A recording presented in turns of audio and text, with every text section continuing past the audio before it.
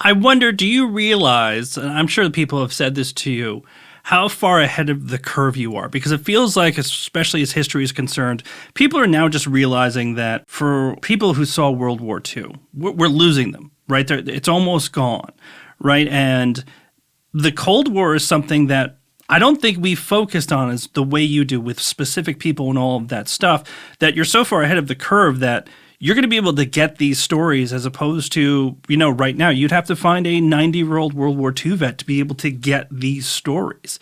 Was that something that you were thinking in your head when you did it, or it was just, Cold War is interesting, I'm doing it? No, that was one of the primary reasons. I wanted to get as many stories as I could before these people were no longer able to tell their stories.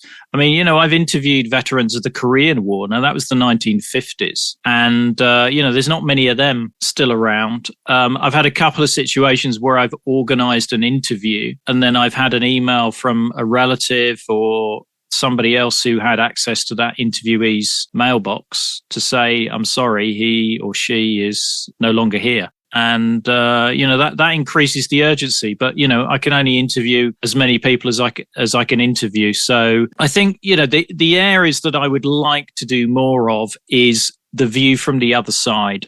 So I do have a number of interviews with East German military, Polish military, some Soviet military. And in fact, with the Soviet side, I did an experiment just the other day where I used a translator. So I'm going to see how that goes. It loses its immediacy and it loses a lot of the rapport, which I think is one of the strengths of my podcast is that interaction I have with the guests, because I like a little bit of humor where I can. Obviously, some of the subjects are dark, particularly people who are in the army, because there's always some crazy scrape that they got into, or they got arrested, or there's always something like that in there that you can have a laugh about. But the view from the other side, I think, is important. But I'm reliant on English speakers at the moment, and there's obviously not that many. And I'd like to cover the proxy wars, like the wars in Angola and in Africa. Nicaragua with the Contras and that sort of side of things. There's,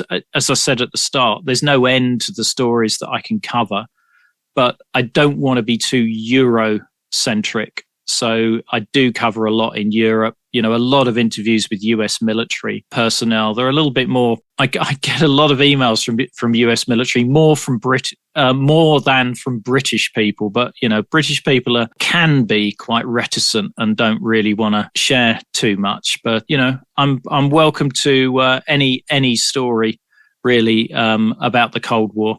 Everybody has their own view and has their own unique stories. And I will keep going as long as I can.